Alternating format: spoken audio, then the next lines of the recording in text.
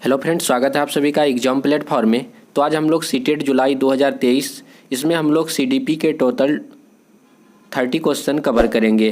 तो आप लोग सबसे पहले एग्जाम प्लेटफॉर्म पे नए हैं तो आप लोग एग्जाम प्लेटफॉर्म को जल्दी से सब्सक्राइब कर लीजिए। तो आज हम लोग प्रीवियस ईयर जो कि 12 जनवरी 2023 का पेपर आज हम लोग इसमें देखेंगे। फर्स्ट पेपर है तो आज हम लोग ये जो है बिल्कुल ही 12 जनवरी को जो एग्ज़ाम हुआ था, तो आप लोगों में से जिनका भी एग्ज़ाम हुआ होगा तो आप लोग देख सकते हैं कि 12 जनवरी 2023 में इस तरह का क्वेश्चन पूछा गया था। तो जल्दी से आप लोग सबसे पहले एग्ज़ाम प्लेटफॉर्म को जल्दी से सब्सक्राइब कर लीजिए।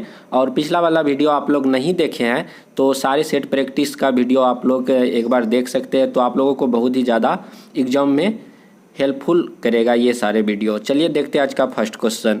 पहला क्वेश्चन आपका विकास यानी कि विकास के बारे में बताना हो कि विकास क्या है। तो ऑप्शन को पढ़ते हैं हम लोग।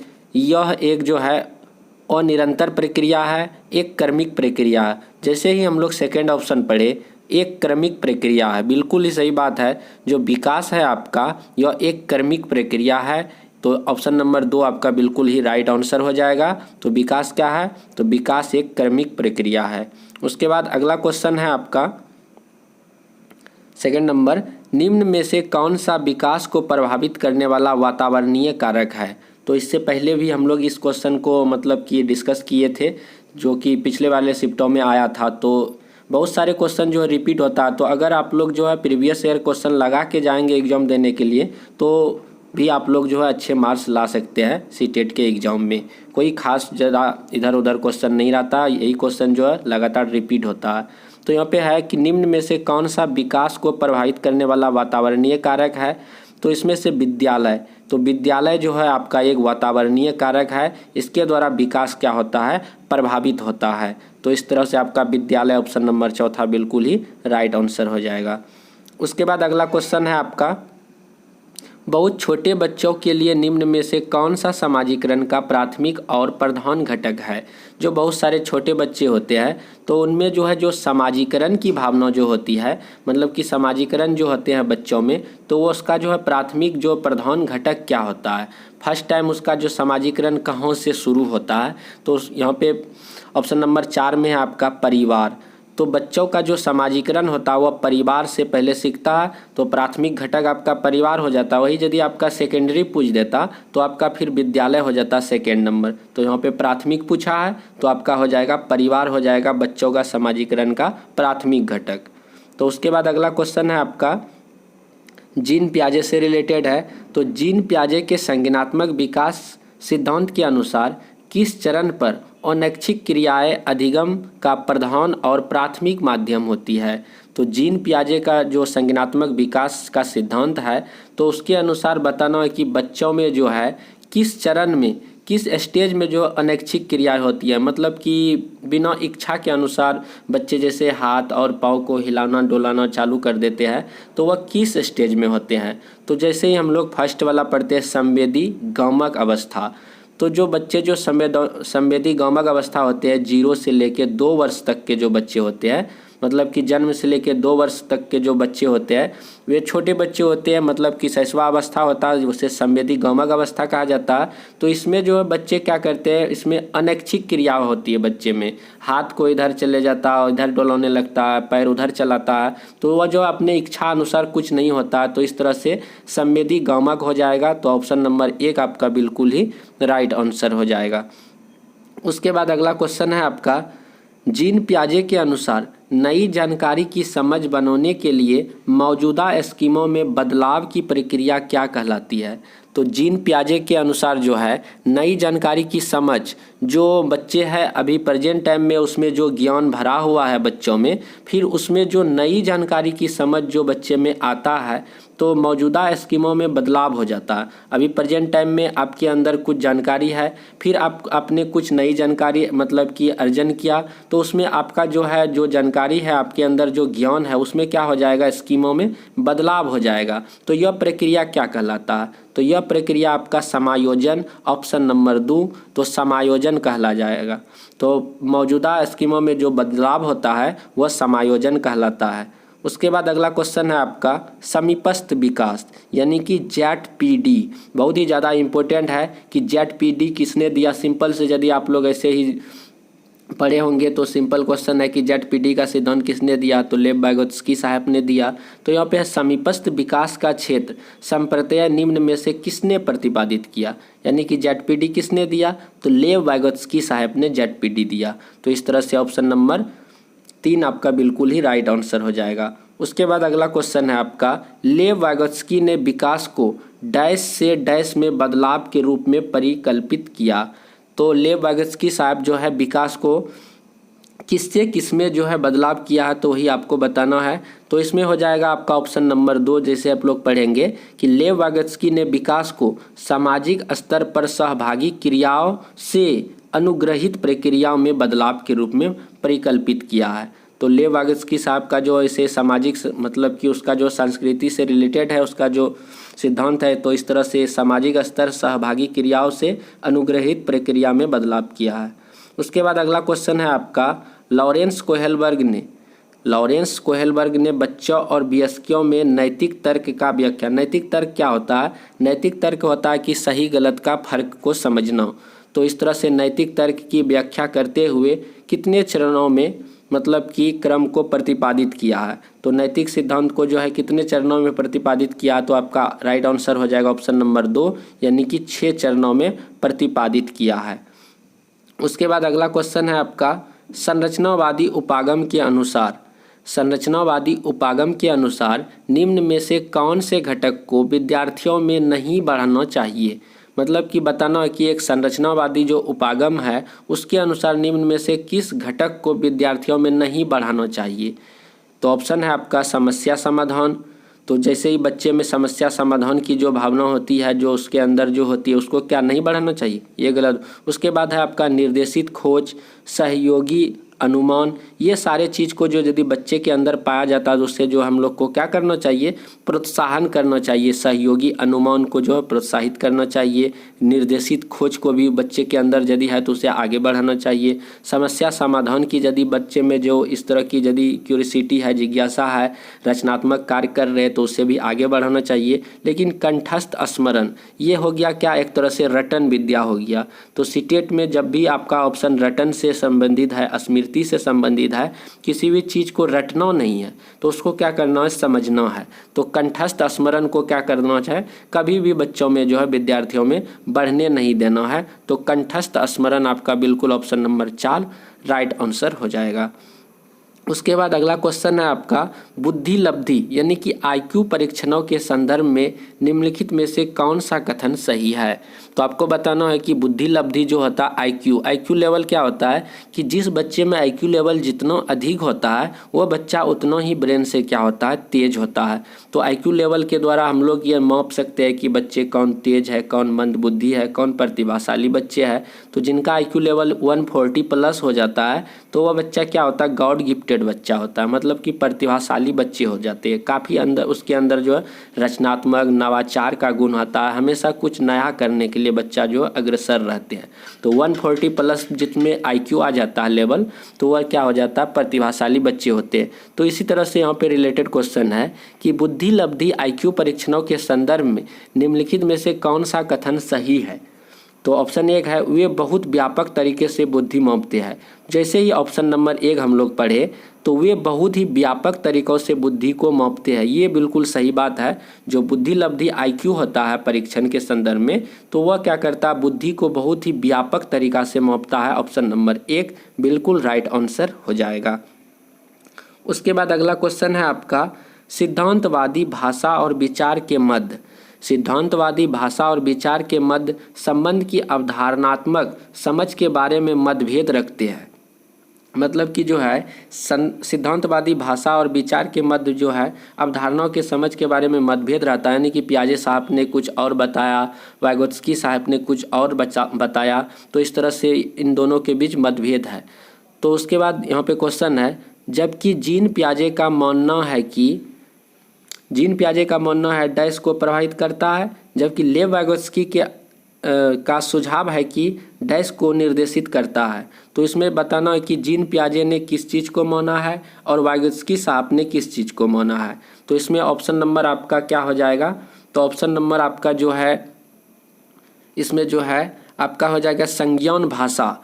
तो इसमें ऑप्शन जो है आपका संज्ञान, जीन पियाजे साहब जो है संज्ञान और भाषा को प्रभावित करता है, जबकि लेव वागोत्स्की साहब जो है भाषा और विचार को मतलब कि निर्देशित करता है। तो ऑप्शन नंबर 1 आपका बिल्कुल ही राइट आंसर हो जाएगा। तो पियाजे साहब के अनुसार संज्ञान और भाषा को प्रभावित करता है, संज्ञान भाषा को प्रभावित करता है, जबकि वागोत्स्की साहब के अनुसार भाषा विचार को निर्देशित करता है। इस तरह से ऑप्शन नंबर 1 बिल्कुल ही राइट आंसर हो जाएगा। उसके बाद अगला क्वेश्चन है आपका, पाठ्य पुस्तकों में महिलाओं की तुलना में पुरुषों का अधिक प्रतिनिधित्व होना किसका उदाहरण है? पाठ्य पुस्तकों में हम लोग जो पढ़ते हैं उसमें महिलाओं की तुलना में पुरुषों को जो है अधिक वैल्यू दिया जाता है, अधिक प्रतिनिधित्व होता है। तो ये किस बात का मतलब की घोतक है? तो जेंडर पूर्वाग्रह, तो इसमें जो है उसके बाद जेंडर समता, जेंडर समानता, जेंडर निष्पक्षता। तो इसमें जो है ऑप्शन नंबर 1 जेंडर पूर्वाग्रह। तो जेंडर पूर्वाग्रह के द्वारा एक अवधारणा मान लिया गया है कि महिला को जो है मतलब कि पुरुष के कंपैरिजन में कम आंकना है, और जबकि पुरुष को जो है महिला के कंपैरिजन में ज़्यादा प्रतिनिधित्व देना है, पुरुष को ज़्यादा मतलब कि माना जाता है, वैल्यू प्रतिनिधित्व दिया जाता है। तो इस तरह से यह क्या है? तो यह जेंडर पूर्वाग्रह का एग्जाम्पल है। उसके बाद अगला क्वेश्चन है आपका, एक शिक्षक या शिक्षिका को क्या करना चाहिए, उसके बारे में हम लोगों को पढ़ना है। तो ऑप्शन है, पढ़ाने के दौरान विद्यार्थियों के सीखने की गति पर ध्यान देना चाहिए। उसके बाद अगला है, पढ़ाने के दौरान विद्यार्थियों की सीखने की गति को अनदेखा करना चाहिए। एक शिक्षक या शिक्षिका को कभी ऐसा नहीं करना चाहिए कि पढ़ाने के दौरान जो विद्यार्थियों की सीखने की गति है उसको अनदेखा कभी भी नहीं करना चाहिए। केवल अच्छा निष्पादन करने वाले विद्यार्थी की गति पर ही जो अच्छा करता है क्या सिर्फ उसी की तरफ शिक्षिका ध्यान देगा? ये भी गलत बात है। विद्यार्थियों को सीखने की गति में व्यक्तिगत भिन्नता को अनदेखा करना चाहिए। जो व्यक्तिगत मतलब कि सभी बच्चों की अलग अलग सीखने की गति होता है, क्या उससे भी अनदेखा करना चाहिए? ये भी गलत बात है। लेकिन ऑप्शन 1 में जो है पढ़ाने के दौरान विद्यार्थियों के सीखने की गति पर ध्यान देना चाहिए, ये सही बात है। तो ऑप्शन नंबर 1 बिल्कुल ही राइट आंसर हो जाएगा। तो एक शिक्षक या शिक्षिका को क्या करना चाहिए? पढ़ाने के दौरान जो है विद्यार्थियों की सीखने की गति को ध्यान में रखना चाहिए। उसके बाद चलिए अगला क्वेश्चन हम लोग देखते हैं। 14 नंबर क्वेश्चन है आपका, 14 नंबर क्वेश्चन है, सीखने के उद्देश्य हेतु आकलन का उपयोग करने के लिए एक शिक्षक को चाहिए कि वह मतलब कि सीखने के उद्देश्य हेतु आकलन का उपयोग करने के लिए एक शिक्षक को क्या करना चाहिए? सत्र के अंत में मतलब कि जब पढ़ाई लिखाई ख़त्म हो जाता, सेशन आउट हो जाता, उसके बाद क्या परीक्षा का आयोजन करे? ये गलत बात है। केवल मानवीकृत, केवल लगा हुआ है उस पर भी मानवीकृत वर्ड है, तो ये भी निगेटिव हो जाएगा। चल रही गतिविधि में बच्चों की भागीदारी के आधार पर आकलन, ये बिल्कुल ही सटीक है। जब पढ़ा मतलब कि उसका अधिगम की क्रिया चलता है, सीखने सिखाने की क्रिया, तो उसी दरम्यान में बच्चों की जो है क्या करना है? आकलन करना है, और बच्चों की भागीदारी के आधार पर आकलन करना, ये जो है एक सही है और पॉजिटिव ऑप्शन है। तो आपका ऑप्शन नंबर 3 बिल्कुल ही राइट आंसर हो जाएगा। उसके बाद अगला क्वेश्चन है, निम्नलिखित में से किसके द्वारा विद्यार्थियों में समालोचनात्मक चिंतन में बाधा पड़ने की संभावना है? तो निम्नलिखित में से किसके द्वारा विद्यार्थियों में समालोचनात्मक चिंतन में बाधा पड़ने की संभावना है? ऑप्शन 1 है, अनुरूपकों के प्रयोगों को बढ़ावा देने से, खुले अंत वाले प्रश्न पूछने से, गहन चिंता के लिए समय प्रदान करने से, रटकर याद करने और कंठस्थीकरण को प्रोत्साहन करना। तो ये बिल्कुल ही बाधा वाली बात है, तो रटना कभी भी नहीं है। तो इस तरह से ऑप्शन नंबर 4 आपका बिल्कुल ही राइट आंसर हो जाएगा। इस चीज़ को कभी भी प्रोत्साहित नहीं करना है। यदि बच्चे रटकर याद कर रहे हैं तो उसे हम लोग को ये नहीं करना है कि ठीक है तुम इसी तरह से आप जो है रटकर याद करते रहे, तो ऐसा उनको नहीं करना, उस चीज़ के लिए उसे प्रोत्साहित नहीं करना है। उसके बाद अगला क्वेश्चन है आपका, निम्न सामाजिक आर्थिक समूहों से संबंध रखने वाले विद्यार्थियों को सफल समावेशन हेतु कौन सी बात महत्वपूर्ण है? तो निम्न सामाजिक आर्थिक समूहों से संबंधित रखने वाले विद्यार्थियों के सफल समावेशन हेतु कौन सी बात महत्वपूर्ण है? पहला ऑप्शन है मानवीकृत पाठचर्या द्वारा शिक्षण, ये भी गलत हो जाएगा। उनके सामाजिक सांस्कृतिक परिवेश की अनदेखा करना, ये भी गलत हो जाएगा। उनकी जो सामाजिक सांस्कृतिक परिवेश है बच्चों को क्या उनको अनदेखा करना चाहिए? ये गलत बात है। पारस्परिकता के बोध का विकास करने वाली विद्यालय संस्कृति को संतुलन करना, ये बात जो है बिल्कुल ही राइट आंसर हो जाएगा। उन दोनों के बीच क्या करना, बैलेंस स्थापित करना है। इसमें तो केवल लगा हुआ है, तो इस तरह से ये ऑप्शन तो आपका गलत ही हो जा रहा है। तो इस तरह से चारों ऑप्शन को पढ़ने के बाद ही हमको यहाँ से जो है ऑप्शन निकल आता है कि कौन सही होगा। तो ज़्यादा पढ़ने की भी कोई ज़रूरत नहीं है, तो आपको चार ऑप्शन में से ही एक ऑप्शन को छांट लेना है, पॉजिटिव ऑप्शन को। यदि क्वेश्चन आपका पॉजिटिव में है तो आंसर भी पॉजिटिव में होगा, क्वेश्चन आपका नेगेटिव में पूछ रहा तो ऑप्शन भी आपका नेगेटिव में होगा। उसके बाद अगला क्वेश्चन है, गलत शब्द जोड़ना, शब्दों की अनियमित रूप से बदलना और छोड़ देना, वाक्यों में शब्दों के क्रम को इधर उधर कर देना, यह सभी किसके अस्पष्ट है, मतलब कि संकेत है। तो इस चीज़ से क्या स्पष्ट हो रहा है, किस चीज़ का संकेत दे रहा है, जब बच्चे गलत शब्द का जोड़ा करता है, अनियमित रूप से बदलाव करता है, किसी शब्द को छोड़ देता है, वाक्यों में शब्द को इधर उधर जोड़ देता है, तो यह किस चीज़ का मतलब की विशेषता। तो यह जो है अधिगम अक्षमता, मतलब कि वह बच्चे जो है अधिगम की क्रिया जो है अच्छा से नहीं सीख पाया, उसमें जो है क्या है, अधिगम में क्या है, अक्षमता है। तो इस तरह से आपका ऑप्शन नंबर 1 बिल्कुल ही राइट आंसर हो जाएगा। उसके बाद अगला क्वेश्चन है आपका, दृष्टिबाधित विद्यार्थी। तो दृष्टिबाधित विद्यार्थियों के समावेशन को सफल बनाने के लिए निम्नलिखित में से कौन सा कारक एक बाधक बन सकता है। जो दृष्टिबाधित विद्यार्थी है, जो आँख से अंधे हैं, उस तरह के विद्यार्थियों के लिए जो निम्नलिखित में से कौन सा जो है एक तरह से बाधा उत्पन्न कर सकता है क्या, तो इसमें बताना है। जैसे ऑप्शन 4 में है लिखित विवरण और आरेख। तो जब भी कोई भी चीज़ आप उसे लिखित रूप में देंगे, पढ़ने के लिए कहेंगे, तो वह तो दृष्टिबाधित है। तो जब भी आप उसे लिखित रूप में किसी भी चीज़ को दीजिएगा तो उससे परेशानी तो होगा ही, तो ये आपकी उसके लिए क्या हो जाएगा, बाधक के समान हो जाएगा। तो ऑप्शन नंबर 4 आपका बिल्कुल ही राइट आंसर हो जाएगा। उसके बाद और तीनों जो आपका ऑप्शन है वह बिल्कुल उसके जो है हित में है। जो दृष्टिबाधित बच्चे हैं वो अच्छे से जो है चित्रात्मक सामग्रियों को मतलब कि स्पर्श के द्वारा पढ़ पाएंगे, रिकॉर्ड किए गए चीज़ों को बढ़िया से सुन पाएंगे, इलेक्ट्रॉनिक रूप से अभिरूपित व्याख्या या टिप्पणी या नोट इस तरह का सारे चीज़ वह कर पाएंगे, बट वह लिखित चीज़ों को जो है अच्छे से नहीं कर पाएंगे, नहीं पढ़ पाएंगे, क्योंकि वह देख ही नहीं सकता है। उसके बाद अगला है, स्वालीनता ग्रसित विद्यार्थी विशिष्ट रूप से किस व्यवहार को प्रदर्शित करती है। जो स्वालीनता से ग्रसित विद्यार्थी होते हैं, यह स्वालीनता क्या होता है, एक प्रकार का विकार होता है। तो इससे जो ग्रसित, इस बीमारी से जो ग्रसित विद्यार्थी होते हैं विशिष्ट रूप से किस व्यवहार को प्रदर्शित करते हैं।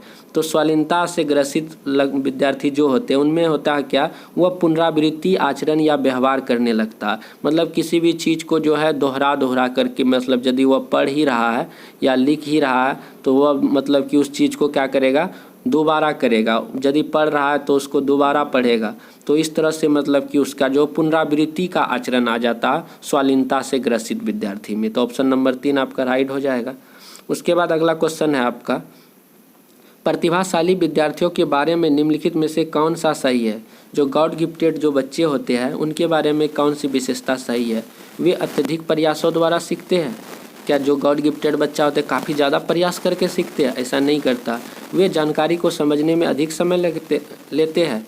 जो प्रतिभाशाली बच्चे होगा किसी भी चीज़ को समझने में उसको टाइम नहीं लगता, लेकिन यहाँ कहता है अधिक समय लगता है, इसलिए गलत हो जाएगा। वो बस ही कुछ उसको बताइएगा तो तुरंत वह जो है उसका मतलब अनुकरण कर लेता है, तुरंत सीख जाता है। उनमें औसत से अधिक क्षमता होती है, ये बात सही है।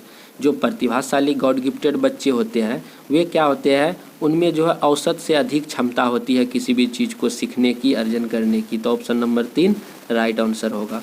उसके बाद अगला क्वेश्चन है आपका, कथन है, प्राथमिक कक्षाओं में विद्यार्थियों को पढ़ाने के लिए शिक्षक को प्रमुख रूप से व्याख्यान पद्धति का उपयोग करना चाहिए। छोटे तो एक तो छोटे बच्चे हैं, प्राथमिक स्तर 1 to 5 के बच्चे होते हैं, उनमें किसी भी चीज़ को पढ़ाना है तो क्या उसमें पढ़ाने के लिए हम लोग काफ़ी ज़्यादा बढ़ा चढ़ा के व्याख्यान पद्धति के रूप में उसे पढ़ाएंगे? ऐसा नहीं करना है। वह एक तरह से समझिए कि आपका कथन गलत ही जा रहा। सीखने की प्रक्रिया सबसे ज़्यादा तब प्रभावी होता है जब वह निष्क्रिय श्रवण के माध्यम द्वारा की जाती है। जब ही सीखने सिखाने की अधिगम की प्रक्रिया आती है वहाँ निष्क्रिय बट नहीं होता। बच्चे जो है सक्रिय रूप से सीखेंगे तब ये वह संभव है। तो इस तरह से आपका जो है दोनों ही गलत ही हो रहा। तो ऑप्शन नंबर ये आपका जो है, तो यहाँ पे जो 21 नंबर आपका क्वेश्चन है, तो 21 नंबर में आपका जो है कथन भी गलत हो रहा है और आपका जो है तर्क भी, यानी कि दोनों भी गलत हो रहा है। तो आपका कौन सा ऑप्शन सही होगा? तो ऑप्शन नंबर 4 आपका बिल्कुल ही राइट आंसर हो जाएगा। कथन भी गलत हो जाएगा और आपका तर्क भी गलत हो जाएगा। उसके बाद अगला क्वेश्चन है आपका, वास्तविक दुनिया के संदर्भों से सीखने के लिए मस्तिष्क डैश है, इसलिए विद्यालय को डैश अधिगम पर जोर देना चाहिए। तो वास्तविक दुनिया के संदर्भों से सीखने के लिए मस्तिष्क क्या है? मस्तिष्क एक सक्षम है, इसलिए विद्यालयों को रचनात्मक अधिगम पर जोर देना चाहिए। तो ऑप्शन नंबर जो है 1 बिल्कुल राइट आंसर हो जाएगा।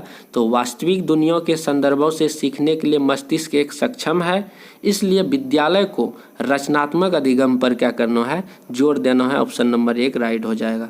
उसके बाद है रचनात्मक किसका समर्थन करता है? रचनावाद। तो रचनावाद बताना है कि किसका समर्थन करता है? शिक्षकों द्वारा नए ज्ञान का सृजन का। ये बिल्कुल ही सही बात है। तो रचनावाद जो है किसका समर्थन करेगा? जो शिक्षकों द्वारा नए ज्ञान का जो सृजन का है, इसको जो है बच्चे क्या करेंगे? जो रचनात्मक बच्चे होते हैं उनको क्या करेंगे? समर्थन करेंगे। उसके बाद है आपका अगला क्वेश्चन, कक्षा में सभी विद्यार्थियों को शामिल करने के लिए विविध साधन प्रदान करना महत्वपूर्ण है। तो कक्षा में सभी विद्यार्थियों को शामिल करने के लिए डैश विविध साधन प्रदान करना महत्वपूर्ण है। तो इसमें आपको बताना कि कौन सा संलग्नता शामिल करने के। तो ऑप्शन नंबर 1 जो है बिल्कुल ही राइट आंसर हो जाएगा। तो ऑप्शन नंबर 1, तो कक्षा में सभी विद्यार्थियों को शामिल करने के लिए संलग्नता विविध साधन प्रदान करने का महत्वपूर्ण है। तो ऑप्शन नंबर 1 आपका राइट आंसर हो जाएगा। उसके बाद है 25 नंबर में आपका है, एक समस्या को कई मध्यवर्ती उपलक्ष्यों में विभाजित करने की युक्ति है और फिर प्रत्येक मध्यवर्ती उपलक्ष्य को हल करने के साधनों का पता लगाना क्या कहलाता है? तो यहाँ पे साधनों का पता लगाना क्या कहलाता है? तो साधन अंतः विश्लेषण आपका बिल्कुल राइट आंसर हो जाएगा। ऑप्शन नंबर 3 साधन अंतः विश्लेषण। उसके बाद अगला क्वेश्चन आपका कथन है यहाँ पे, अध्यापकों को पढ़ाई जाने वाली अवधारणाओं के बारे में विद्यार्थियों के सहज नाइव सिद्धांतों के बारे में जानना चाहिए और उसी के आधार पर पाठ आगे बढ़ाना चाहिए। बिल्कुल ही सही बात है कथन। अब तर्क में क्या करा? विद्यार्थियों के सहज सिद्धांत एक प्रकार की वैकल्पिक अवधारणाएं होती है और आगे के अधिगमों में बहुत मायने रखती है। ये भी बात सही है, मतलब कि कथन भी सही है आपका और तर्क भी सही है और सही व्याख्या भी करता है। तो ऑप्शन नंबर 1 आपका बिल्कुल ही राइट आंसर हो जाएगा। उसके बाद अगला क्वेश्चन है आपका, कथन में आपका बोला जा रहा है, विद्यालयों को ऐसी शिक्षण शास्त्री प्रविधियों को बढ़ावा देना चाहिए जो केवल सीखी गई सामग्री के पुनरुत्पादन पर जोर न दे। ये भी बात सही है कि केवल सीखी गई सामग्री के पुनरुत्पादन पर जोर न दे। अब तर्क कहता संवेग और संज्ञान एक दूसरे से पृथक है। ये गलत बात है। संवेग और संज्ञान एक दूसरे से पृथक नहीं है, दोनों ही जुड़ा हुआ है।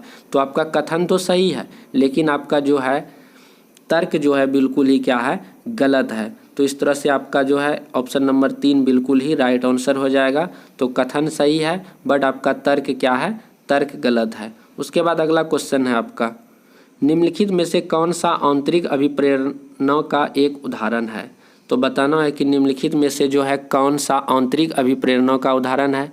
नगद पुरस्कार जीतने के लिए पढ़ाई करना, ये भी गलत बात है। ये एक तरह से बाह्य अभिप्रेरण का उदाहरण है।